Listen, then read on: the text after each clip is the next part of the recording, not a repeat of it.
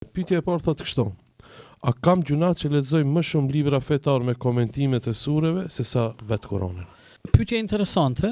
Kisha me jap një propozim. Ndoshta në Ramazan le të jetë kjo përgjigje ime dy kahore. Në Ramazan më shumë të lexojmë Kur'an origjinal ata të cilët din, por edhe të ndalemi në kaptina ajetet caktuara në komentimin dhe interpretimin e tyre në gjuhën tonë të bukur. Ndërsa jashtë Ramazanit të kemi një program kur ne lexojmë Kur'anin origjinal, sistemi ne e bëjmë hatme, ndërsa pjesën ndërmuese t'ja kushtojmë leximit në gjuhën tonë duke meditu rreth ajeteve të Kur'anit, duke kuptu mesazhet e Kur'anit, duke lexu interpretimet e Kur'anit, duke i kuptu suret, nga se të gjithë dietarët islam me këtë po e përmbylli, normal dietarët islam kanë qenë ata cilët ose kanë qenë arab folës ose kanë qenë ata cilët e kanë njoft gjuhën e Kur'anit, në fund të jetës janë pënduar pse pjesën më të madhe të jetës tyre nuk ja kanë kushtu Kur'anit dhe studimit të Kur'anit. Prandaj